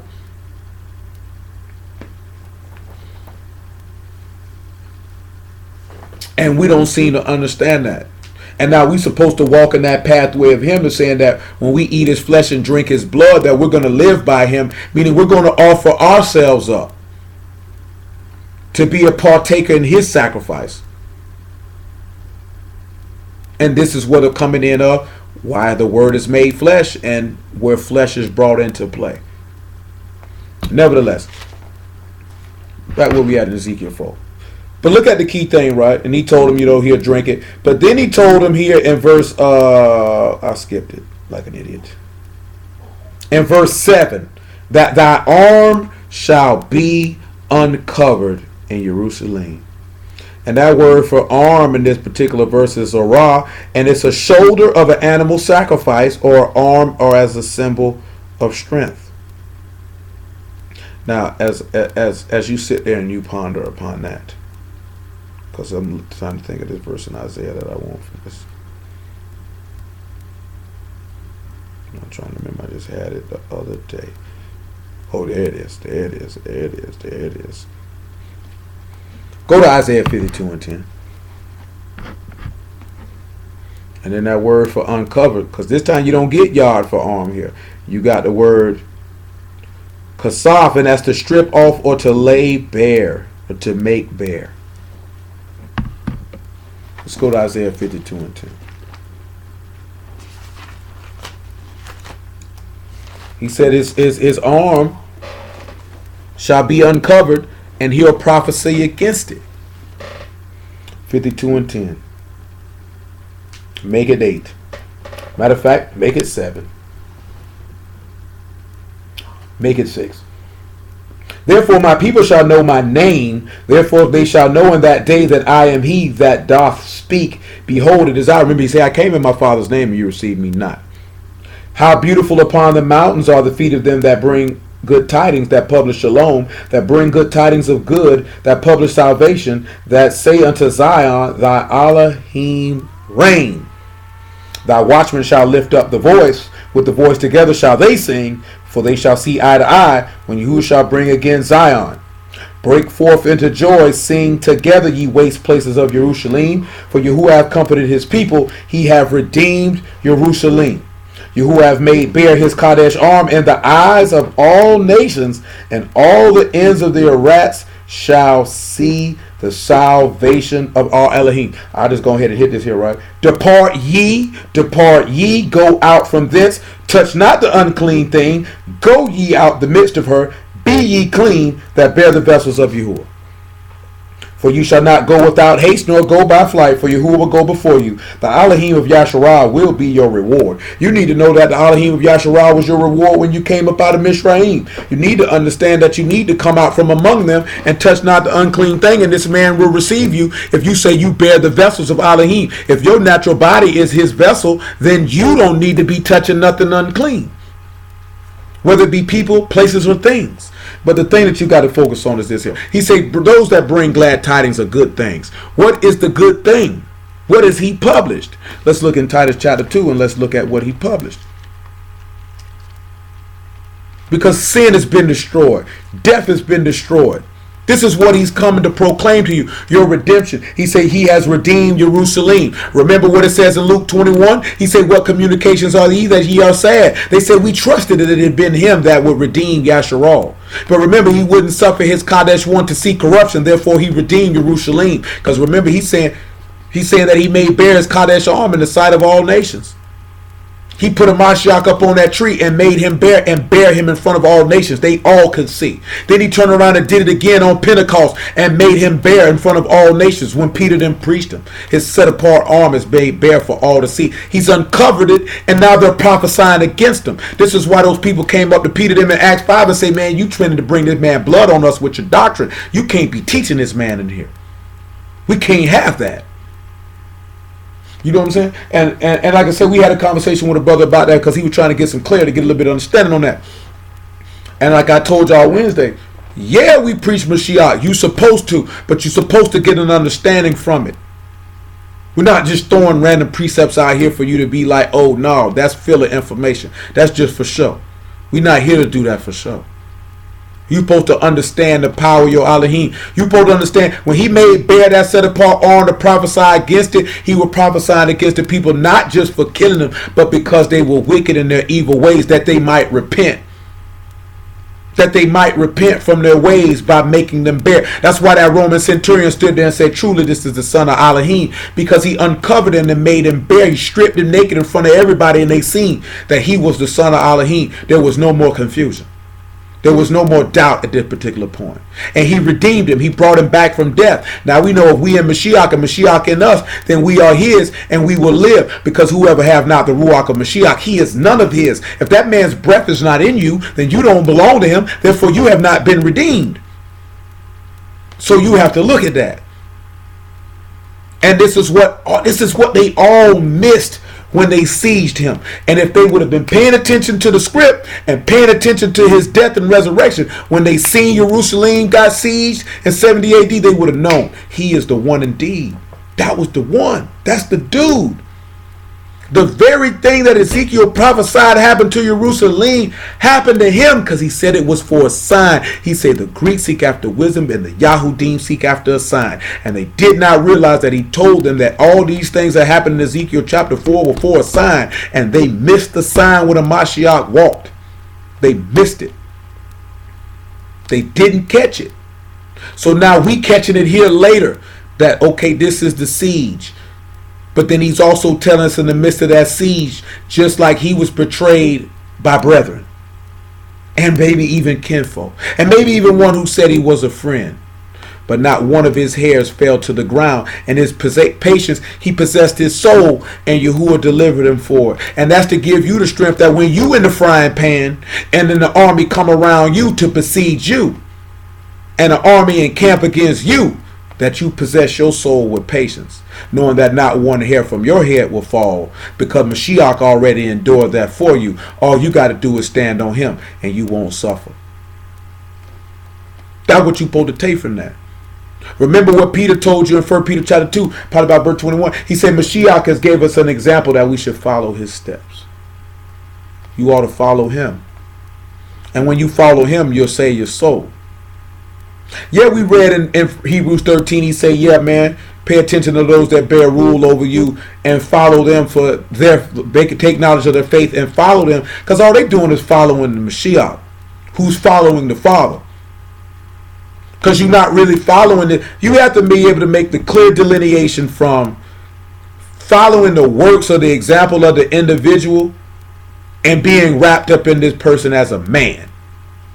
I just had this conversation earlier today. A lot of women, if they get with a dude that's in the word, they get wrapped up in the dude. You know what I'm saying? And really their faith was more in the man than it was the man that they were teaching them about.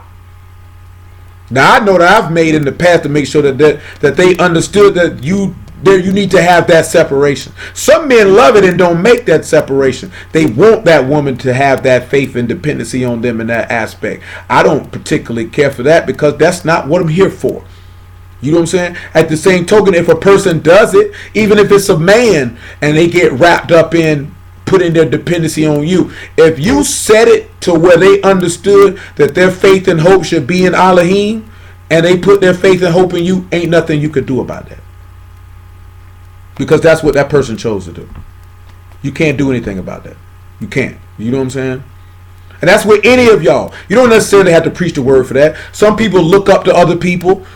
They see you doing something, and then you may tell them a little something, or you might point them in a direction, and then they put their faith and hope in you, no matter how much you tell them to put their faith and hope in y'all. Some people just like that because they want to put their faith and hope in something tangible that they can see versus putting their faith and hope in something that they cannot see. This is why people have a hard time following Yah, because they can't see him. He says, surely you are Elohim to hide yourself. So people want to know, how can I find him? You know what I mean? That's why when they get in situations and circumstances, that's why people shrink, flee, or fold. Because they can't see him. Imagine if a Mashiach did that. He couldn't see his Abba. He couldn't see him. He couldn't see him. When the people came to guide him, he could have shrank, fleed, or folded. He stood firm in the midst of the frying pan, understanding that he is that brick, that chief cornerstone. And he say, portray upon it, engrave, inscribe you. He inscribed your name on his hands. He bare the iniquity of the house of Yasharal for 390 days, bare the iniquity of the house of Yehuda for 40 days.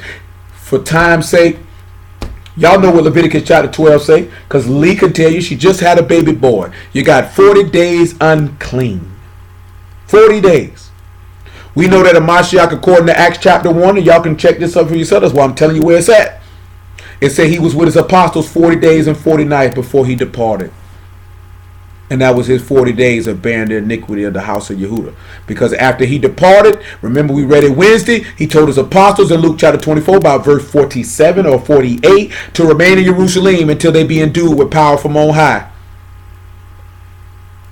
And what was imparted in Yerushalayim? The Ruach HaKadosh on Pentecost. When he departed. And now the iniquity of Yehuda had been removed. What am I holding here? Isaiah 52 and 10. Come on back to because I paraphrased a lot of it. Because I don't keep y'all as late as we used to.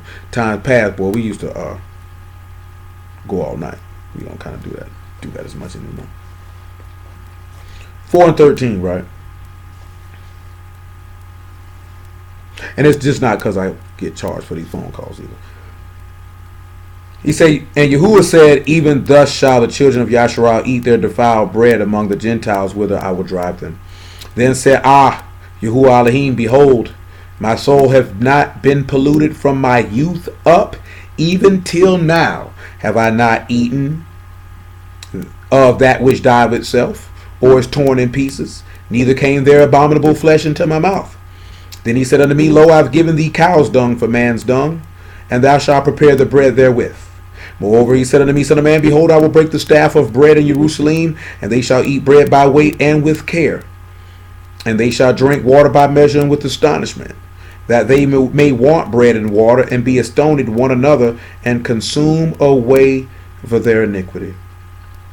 He told them that he would break the staff of the bread of Jerusalem. That word for staff is mateh. And it's a staff, a branch, or a tribe, or a staff, a rod, a shaft, or a branch of a vine. Now, when he sat back and he told them that, when you look at it, he said he never ate any abominable flesh from his youth up. We know that you train up a child, Proverbs 22 and 6, you train up a child in the way that they should go, and they will not depart. Hamashiach had committed no sin from his youth up. When did he sit down and eat defiled bread? When he sat down with his apostles and he broke bread. He said, take, eat, this is my flesh. This is when he partook in defiled bread and became sin, because this is when they were able to get him. This is why Hamashiach would protest and saying, Father, let this cup pass from me. He's doing the same thing that Ezekiel did. I've never done anything abominable. Hamashiach, like I've never done anything wrong. I got to suffer it though. He's breaking the staff of the bread of Jerusalem so it could be consumed away for their iniquity, so they could be astonished. You don't think the people were astonished when they watched this man be hung from this tree? Did he not consume away for the iniquity of the people and not the iniquity of his own self? And he pined away and he ate defiled bread amongst the Gentiles where he was driven. because we know the Gentiles are the one who killed him. But let's finish here in 1 Corinthians chapter 11. We can go back to 2 Kings chapter 10, so that means we got to save the Baal massacre for the morrow.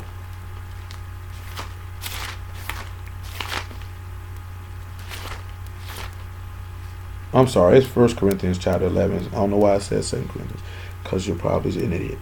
Verse 23. 2 Corinthians 11:23.